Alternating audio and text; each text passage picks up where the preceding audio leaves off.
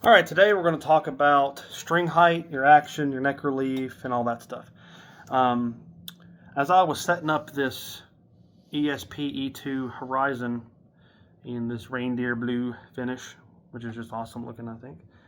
As I was setting this up, I started thinking about some comments on videos and comments on Facebook posts and stuff I've read the past couple of weeks about your string height and all that. And people arguing back and forth. There's really no right or wrong answer to it, but I seen a guy setting up a guitar in the video, and he set a 2.5 millimeter string height across the fretboard, and that's what he preferred. And I'm just like, that to me, that is almost unplayable for the style of music that I like to play. So I'm gonna go over what my numbers are, what I like to use, and what I found out by watching some recent YouTube videos was my setup on my action is about exactly how Steve Vai sets his up, and about exactly how John Petrucci sets his up as well. So when you're setting your string action, the first thing you're going to do is set your neck relief. So after you have your strings up to tune, up to pitch, you're going to put your first and last fret, you're going to fret those, and in the middle here you want the littlest bit, if any, movement between the string and the top of the frets. I don't know if you can hear a little click. See that string barely moving? That's how I like mine. Almost a straight neck.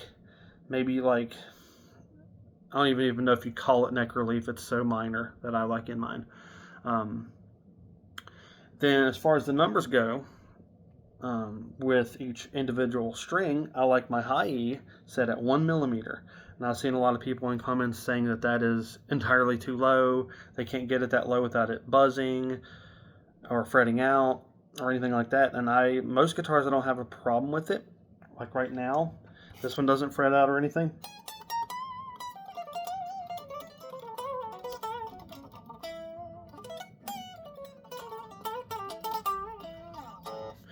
Which I'm fine with a little bit of buzz. So is John Petrucci, Steve Vai, all them guys. A lot of professionals, they'll even tell you they have string buzz when it's not hooked up to an amp.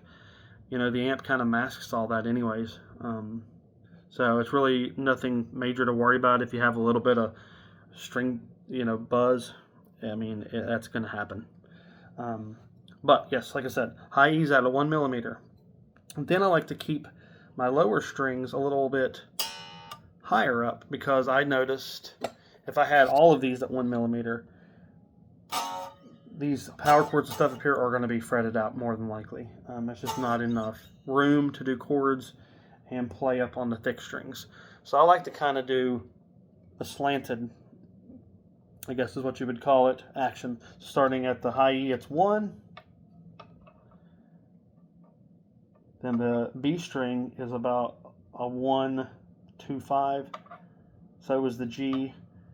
The D string is about a 1, in between 1, 2, 5 and 1, 5. The A string is a 1.5 millimeter, and then the low E is a 2. So it goes from 2 to 1, kind of like that. And that gives me the best overall playability and sound without fretting out on a guitar. So that's pretty much how I like mine set up. Like a Floyd, you can buy shims to change, the height of each individual string. If you're using a Fender style that has each individual saddles, you can actually tweak it even a little bit easier per string. But that's kind of how I do it on every guitar anyways, is about those numbers. There are some guitars, for whatever reason, maybe the fretwork isn't as good, or the neck angle is just ever so slightly different, to where I've only been able to get like a 1.25 up here without it fretting out. That happens, but most of them I can get the 1. And just don't listen to what people say don't even listen to what I'm saying, I guess, but don't get discouraged when you're reading a forum or looking at comments on a video and saying, oh, you can't play with 1 millimeter, or that's too high, or that's too low. It's all preference. Try it out for yourself. Find out what works for you. If you like to play fast and have a smooth, effortless playing guitar, as much effortless as you can get, you can kind of go by what I just showed you and the numbers that I use. Maybe that'll help you. Like I said, if you have a guitar that doesn't have perfect fret, leveling or anything like that, you're going to run into problems. Like this guitar has perfect fret leveling. That's why these numbers are achievable. So you have to remember that as well. You want to make sure your fretboard is leveled and everything. That's the number one thing, really. That way your guitar can be set up to your spec at optimal, playability. But yeah, really like this guitar. It plays really good, and if anybody else has a similar, setup to mine, put it in the comments, and then put whatever you like your action to be, your relief, what gauge strings you use, anything like that. These are a hybrid 46-9 set. That's what I typically run in E standard, and a half step down as well, and drop D.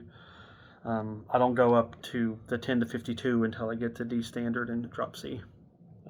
So that all comes into play as well. Your string gauge.